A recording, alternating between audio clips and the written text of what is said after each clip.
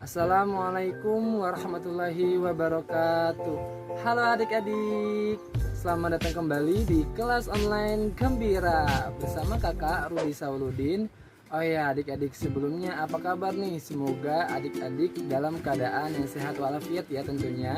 Oh ya, hari ini kita akan belajar materi yang berjudul pentingnya NKRI dan Perpu tingkat daerah dan pusat. Sebelum menyaksikan video ini, kakak ingin mengajak adik-adik untuk subscribe channel YouTube ini, like, share, dan komen. Selamat menyaksikan. Nah adik-adik, materi pertama kita akan membahas tentang pengertian NKRI.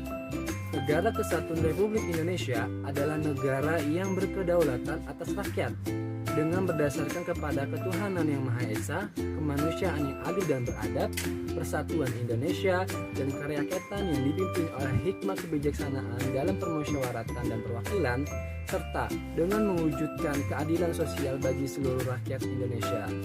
NKRI merupakan negara kesatuan. Setiap warga negara harus memahami makna negara kesatuan. Makna negara kesatuan merupakan bentuk upaya untuk mencegah perpecahan dan ancaman terhadap keutuhan NKRI. Makna Indonesia sebagai kesatuan dapat dijabarkan sebagai berikut. Yang pertama, wilayah Indonesia merupakan satu tempat untuk hidup dan milik seluruh bangsa Indonesia. Yang kedua, wilayah Indonesia merupakan satu kesatuan hukum yang mengabdi pada kepentingan nasional. Yang ketiga, Pancasila merupakan falsafah bangsa dan negara. Yang keempat, bangsa Indonesia mempunyai rasa senasib dan sepenanggung-jawaban. Yang kelima, bangsa Indonesia merupakan bangsa yang terdiri atas suku, bahasa, dan kebudayaan. Dari segi geografis, wilayah NKRI ini terletak pada persilangan antara dua samudra dan dua benua, yaitu Samudra Hindia dan Samudra Pasifik, serta benua Asia dan benua Australia. Wilayah negara kita ini terkenal dengan sebutan Nusantara. Istilah Nusantara berasal dari kata Nusa yang artinya pulau dan antara artinya berada di antara. Tujuan negara Republik Indonesia tercantum di dalam pembukuan Undang-Undang Dasar Negara Indonesia tahun 1945, yaitu 1. Melindungi segenap bangsa Indonesia dan seluruh tumpah darah Indonesia. Yang kedua, memajukan kesejahteraan umum. Yang ketiga, mencerdaskan kehidupan bangsa.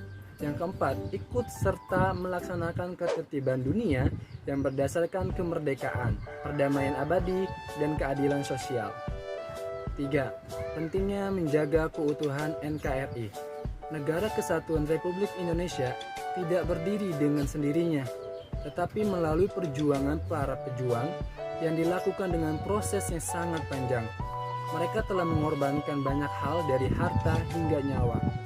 Jadi, keutuhan NKRI adalah bahwa Indonesia merupakan negara kesatuan yang memiliki kedaulatan, memiliki tujuan nasional, dan berdiri secara utuh, baik wilayah, rakyatnya, ataupun pemerintahannya. Berikut 7 keutuhan NKRI yang ditunjukkan melalui berbagai hal. Yang pertama, Indonesia yang utuh dan tidak mudah terpecah belah.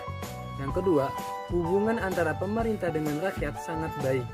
Ketiga, tidak ada pergolakan, peperangan, pemberontakan, ataupun perpecahan di antara rakyat. Yang keempat, situasi negara yang aman, nyaman, dan damai. Berikut upaya-upaya dalam menjaga keutuhan NKRI. Yang pertama, cinta tanah air. Yang kedua, membina persatuan dan kesatuan. Yang ketiga, rela berkorban. Nah adik-adik, selanjutnya ada peraturan perundang-undangan. Peraturan perundang-undangan adalah peraturan tertulis yang dibentuk oleh lembaga negara atau pejabat yang berwenang dan mengikat secara umum. Peraturan perundang-undangan dan peraturan memiliki kekuatan mengikat. Seseorang yang melanggar peraturan atau undang-undang akan dikenakan sanksi atau hukuman. Nah, hukuman itu berupa denda ataupun kurungan penjara. Macam-macam peraturan perundang-undangan. Peraturan perundang-undangan di tingkat pusat dibuat oleh pemerintah tingkat pusat, dan peraturan perundang-undangan di tingkat pusat disebut juga dengan peraturan perundang-undangan tingkat nasional. Sesuai dengan tingkat dan kedudukannya, peraturan perundang-undangan tingkat pusat adalah sebagai berikut. Yang pertama, Undang-Undang Dasar 1945. Yang kedua, Undang-Undang. Yang ketiga, Peraturan Pemerintah Pengganti Undang-Undang atau Perpu. Yang keempat ada Peraturan Pemerintah atau PP. Yang kelima ada Peraturan Presiden atau Perpres. Dan yang keenam ada Peraturan Daerah. Selanjutnya ada Peraturan Perundang-undangan tingkat daerah. Peraturan tingkat daerah lebih rendah daripada tingkat pusat. Hal ini tercantum dalam Undang-Undang Nomor 10 Tahun 2009 tentang pembentukan Peraturan Perundang-undangan tingkat daerah yang dibuat oleh pemerintah daerah dan berlaku hanya di daerah tertentu saja. Peraturan perundang-undangan tingkat daerah meliputi yang pertama, peraturan daerah atau perda tingkat provinsi dan peraturan gubernur. Yang kedua ada peraturan daerah atau perda di tingkat kabupaten atau kota. Yang ketiga ada peraturan desa atau pemerintah setingkat desa.